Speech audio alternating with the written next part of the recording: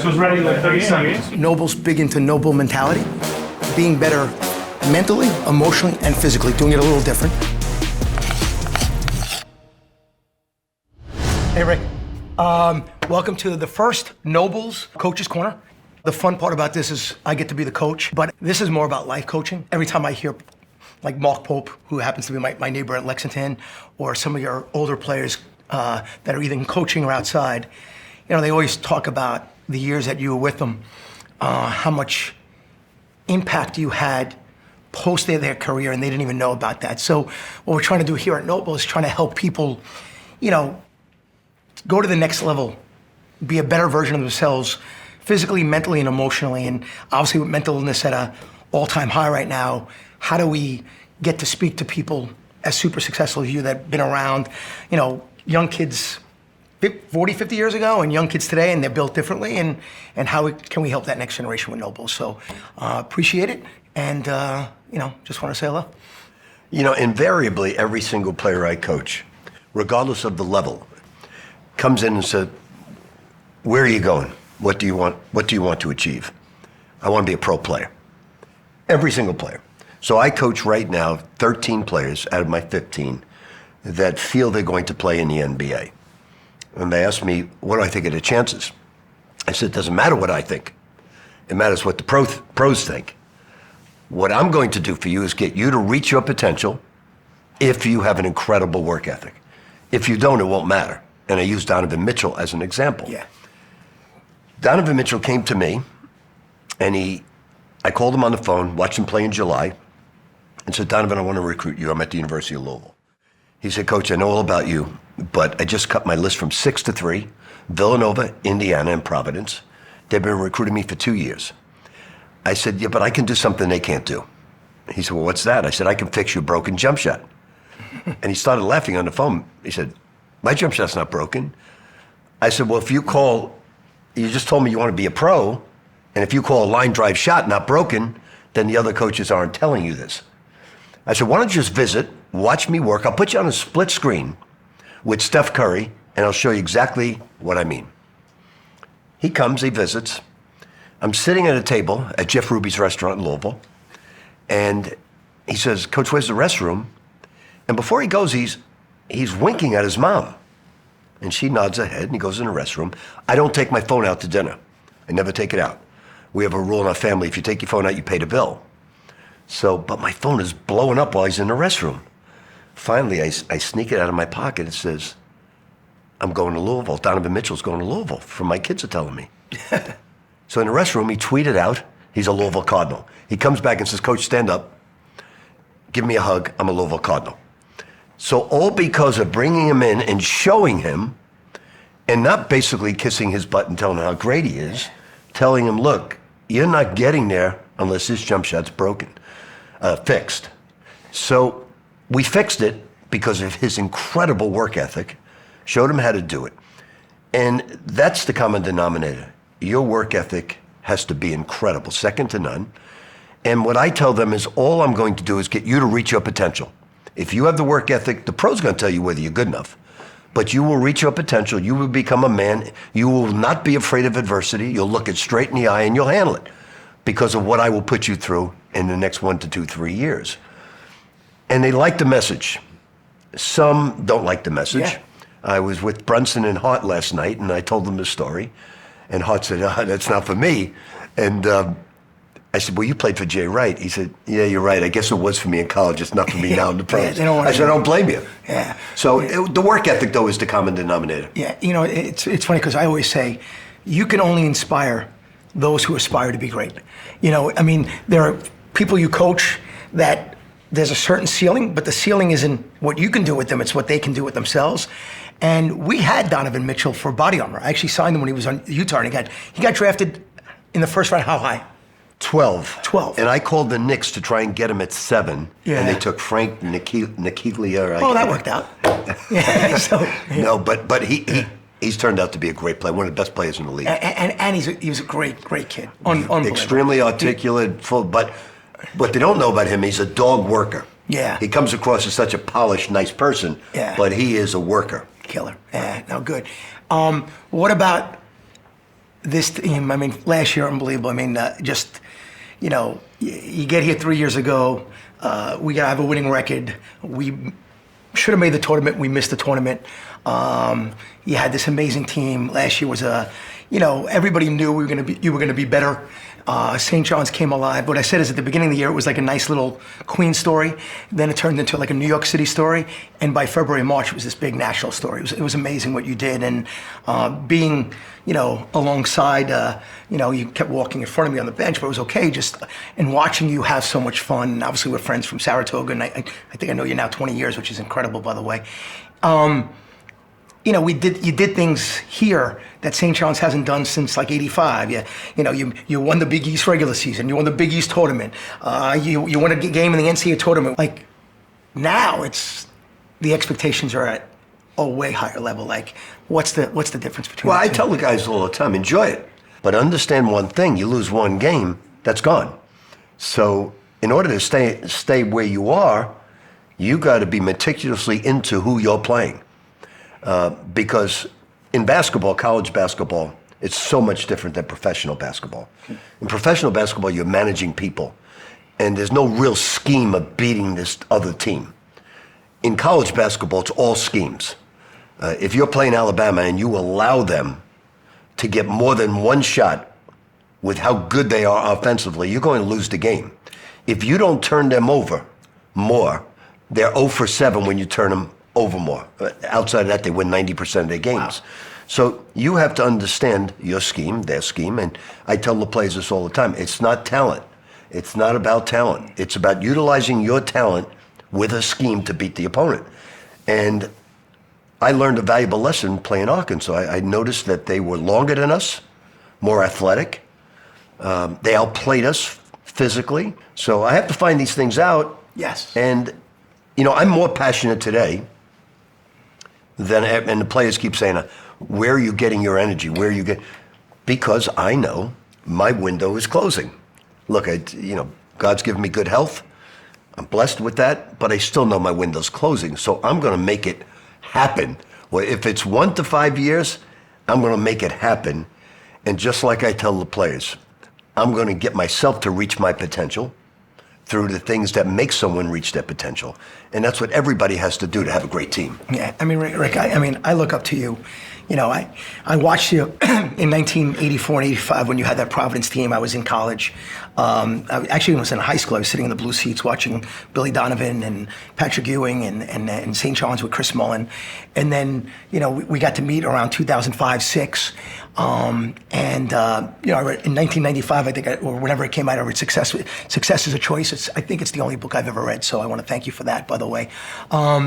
And now it's 20 years later, and you know I'm 55, and I think we're the same age. But what I always love when I talk to you is it's so motivating.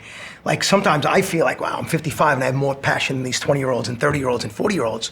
But then when I meet you, like it's just like that passion. Like it looks like the same guy that was on the Providence sideline to the same guy who's sitting here. And you know, where does that come from? Like, I mean, I think it comes from the love of what I'm doing.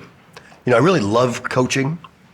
I spent 2 years out of it, and I realized how much I loved it. Have you changed a lot over the last 10, 15 years? I mean, you still have the intensities up to here. Yeah, I change all my methods of motivating. I change certain techniques in coaching because times change. Yeah. This country is totally divided. And it's also been divided now on people who want to work and people who don't want to work. Yeah. People who want to get ahead, make something of themselves, people who think, get creative. And it's the same thing with me right now. You know, I'm going against younger coaches. And we use, from AI, we use everything to try and get ahead, to get up on these young coaches. And we're going to use every vehicle known to man to do it. So we are quite organized right now to make it all happen. Yeah. And I want to make sure everything takes place away from the lines. When I leave St. John's, I want everything outside the lines to be in great shape. From where we practice to how we go about our weight training, how we go about the way we eat, everything's got to be great. It can't, because St. John's was a total failure with everything that took place outside the lines. Yeah. No weight room, no film room. I've never heard of that in my life. They would wheel the TV out onto the court. And we did all these things. They're temporary. We did all these things in a 2.5-year span. And right now, all we're thinking of is how can we make it better? So I live by the adage, if it's not broken, break it and make it better. It's so funny. I say, if it's not broken, fix it better. And you're saying the same thing. So, for me, it's never think great is good enough. You talk about it, and I think because you deal with younger kids, you don't realize that 30-year-olds to 85-year-olds, they don't evolve like you. Like you're up to date on everything. Your mind and everything you do, like you can teach 40, 50, 60, and 70 a lot more than you probably can coach these kids nowadays. Like the way you evolve, like I love everything, you work out? Yes. You're always thinner than me, so that's easy. Well, what I do is, so it varies. I will get up now I have a dog that worships me. Okay. It's a little... You say found someone finally. Yes, finally. Miniature golden doodle. She sleeps with me. When she wants to get up and go to the bathroom, she'll lick my face at about 5 in the morning. Now I got to feed her, get her up, walk her. Then I go to the gym before work. So I go to the gym about 6:15, 6:30, 6:45. Our first individual's at 9. Sometimes at 12 o'clock, I do my second workout. And, my goal is to burn 700 calories on the machines. I used to get up to a little bit more, but 700 is difficult for me now. I get it to 400, 450 in the morning, and I want to do another 250, 300. And then I do the weights with our strength coach. But I have to do that mentally more than physically. I love that. So cardio, you try to do 4 or 5 days a week? I do every day. Every day. 7 days a week. Okay. And sometimes too. Rick, you're in your 70s. People don't work out 2 times a month, and you're doing 2 times a day. You're an anomaly that I don't even think you realize. But it's mental therapy for me. Yep. And hey, at NOBULL, I always say it's mental, it's emotional, and it's physical. I think years ago people just said, "Oh, I'll do physical, and it will help, help the mental and emotional." But I think it starts with mental and then emotional. The emotional, like you just talked about your puppy, like you have 16 grandchildren, she's your favorite, and then the other 16 kids, like I can just tell, like that's amazing right there. That's emotional. And then the mental piece, like getting yourself up to go work out not once but twice, and then Rick, just like for you at your age to say, I burned 700 calories. I mean, most people wake up in the morning and say, I got to eat 700 calories. You do the opposite. Like, that's not normal. And I know for you it's normal because you've been doing it your whole life, but that's something you can teach everyone, not just your 13 players. Weights you do how many times a week? I do a little bit each day, but different things, different parts of my body. And it's funny because I talk to myself a little bit. I love that. I have an Apple Watch that I just bought, and the calorie, I get on the elliptical and it says, do you want to record it? I press the button, yes. And there's a disagreement with how many calories I'm burning from my watch. And I'm saying, oh no, the one that's burning is definitely right. This is wrong. I'm talking to myself during burning calories. But you're motivating yourself, which I think is, like, how do we get these 20-year-olds, these 30-year-olds, these 40-year-olds, these 50-year-olds, like, it's all about excuses. It's just too many excuses. Like, like, I'm now 55 years old. Like, I have more passion than anybody I've ever met except for you.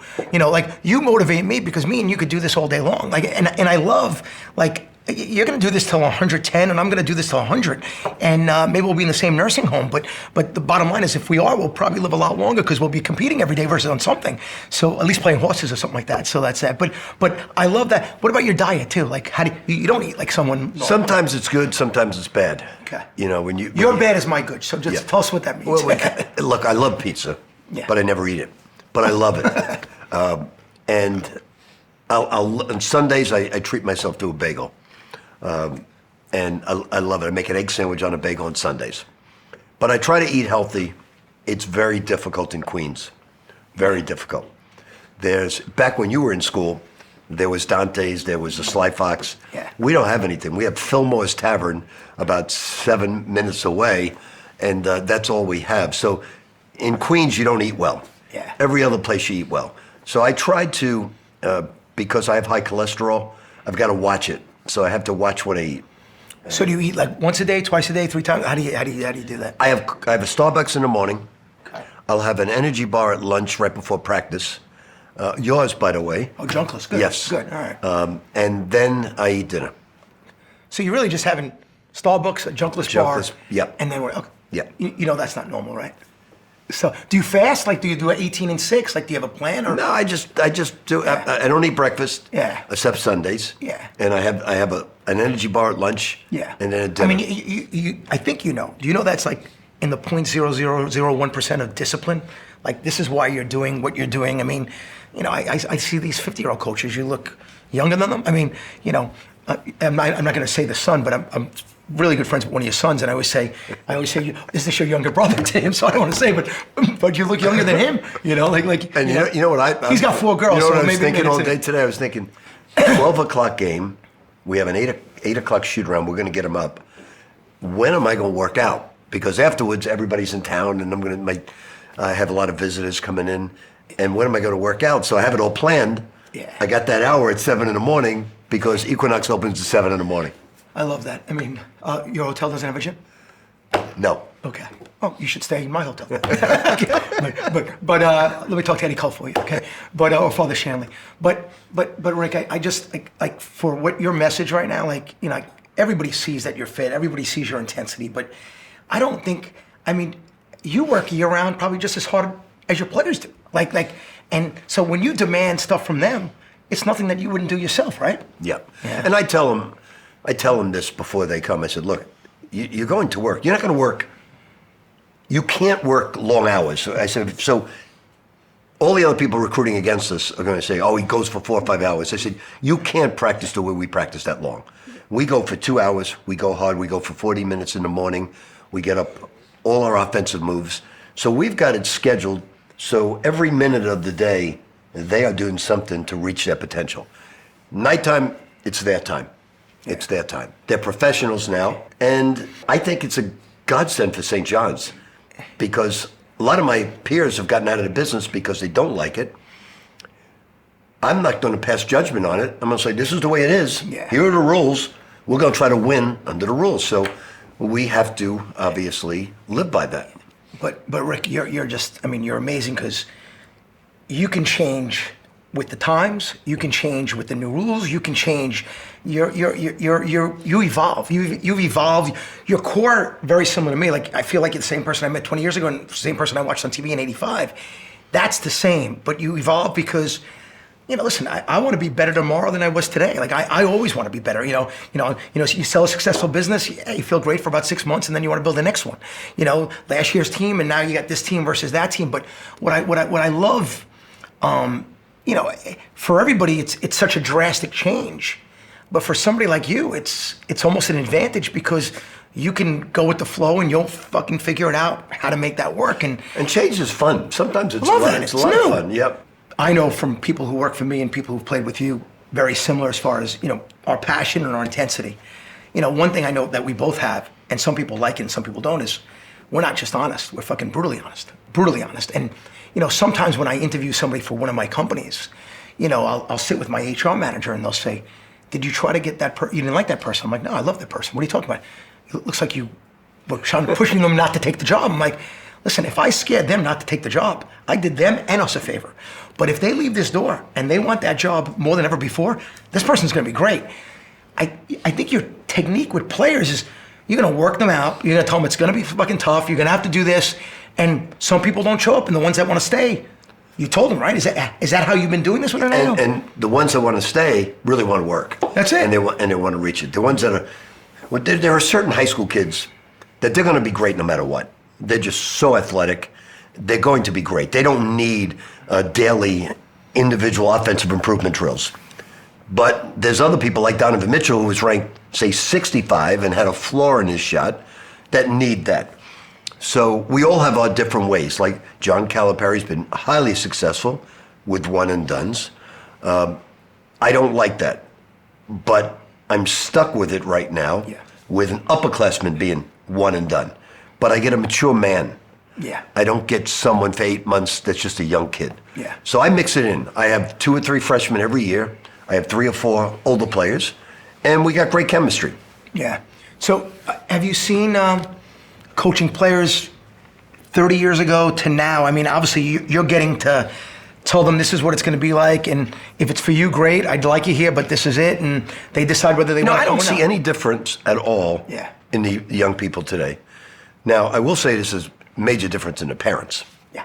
The parents have changed dramatically. Yeah. They're so much into their lives. They're obviously, I think it's the monetary stuff as well, but there's so much in their lives. They're at every single. They move to the towns that the players are playing in, and I say this all the time with this team. Please tell your parents they have done a remarkable job, and they have. I have never coached 13, 14 young men like this with such great manners, they go up to everybody and greet them. They thank them. They are so refreshingly honest about everything they do, and one's better than the other. Yeah, it's amazing. I'll give you an example. My grandson, who's here at this game, he got up at 3 a.m, climbed out of his bed, jumped into his parents' bed, and they were going crazy. He idolizes Zuby. So we videoed Zuby. William, you need to stay in bed. You need to get your sleep and get your rest. You're going to be a great athlete someday. You need to get your rest. Don't come into your parents' bed. Stay, wait for the sun to rise, because you're an athlete and you need your rest. William never got out of bed again. That's awesome. Because of Zuby. But that's what our guys will do. Yeah. And if I can do that, and last year was a little different. We had a couple of guys that didn't get along great. Yeah. And it hurt us in key games. Well, we did a fabulous job this year of recruiting the type of people that are going to represent the name on the front. Yeah. For me, it's always important when I check in with you.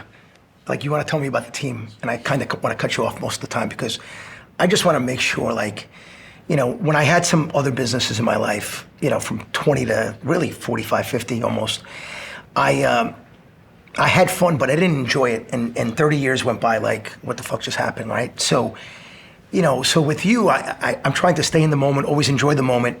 Like, I know you get intense, and I love that about you, but between last year and this year, do you feel like you're, I know you're as intense, do you feel like something emotionally different with you? Are you enjoying it more? Do you take time just to look outside and say, I fucking love what I'm doing, it's in New York? How are you feeling right now? I have more fun with this team than I did last year's team. Okay. Fun. Just because they enjoy practice as much as I do. Coach, honestly, it's been, I've had more fun here the last 2 years and 3 years. Being a kid from Queens and a kid who went to St. John's and meeting you 20 years ago and having the opportunity to be friends with you. Our second favorite love is racehorses. I just came in third in the Breeders' Cup, which I feel like you did when you played Arkansas. But it's been fun just getting to know you better, spending more time with you, learning from you. It's an honor. You're a living legend, and I want you to. I pray for health and happiness for you, but I want you to enjoy it. When you get stressed out there, sometimes I'm like, I want this to be fun. So sometimes behind your back, I'll call Eddie Cull or Masiello, and I make sure they try to handle. And Kenny's back. He thought he was going to retire, but that's a funny joke between us. I love what you're doing, man. Enjoy it. We're blessed to have you at St. John's. We're blessed to have you in the city, and I just want you to have a great year. You're going to be super successful, but I want you to have fun, all right, man? Well, I appreciate it. St. John's not only needed your support, but you were there under adverse situations, which is amazing. One of the things that was incredible when we dug the dirt for our new facility, both the president and the chairman of the board got up and said, really, our basketball team has got incredible recognition, and it would not have been possible if it wasn't for Mike Repole.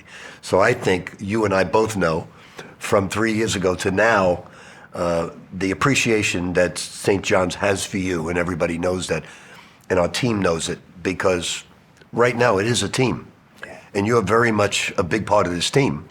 This team would be playing right now the MAC teams, not Alabama, if it wasn't for you. Coach, I hate to say this to you, but I know how my mind works. You want to have healthy players, and what do you call it? you have the highest of high expectations. Do you share that with the team? Like, Yeah, I told him the first meeting, I said, we're all here to win a national championship. Yeah. I said, now, it's very difficult. So I said, in one sense, I'm telling you that we want to win a national championship. That's why you came here. But that's the last time you'll think about that. All you're going to think about now is this afternoon and tomorrow and the next game. But our goal in the end is a national championship. But we're not going to think about that. And you have to take care of today in order to take care of tomorrow. So we're going to just concentrate on being the best team we can be today, and then we're going to prepare for tomorrow and be the best tomorrow. So we're all locked in for a national championship, but any coach and any good basketball team is going to say the same thing. Yeah. They're not going to be afraid of that. If you have fear of failure, you're going to fail. And I say this about why do they play so hard? And I say they have fear of consequence with me. They don't fear me. My players don't fear me. I feel that they have great love for me, but they don't fear me at all. They fear if they're late, if they don't work hard, there's going to be major consequences. Yeah. But they don't fear me. I'm a lovable guy. You seem so calm and nice always. I don't even know who's nicer between me and you. It'd be a big debate. But hey, Coach, just enjoy every day, man. Thank you so much for everything, man. You're the best, man. Thank you.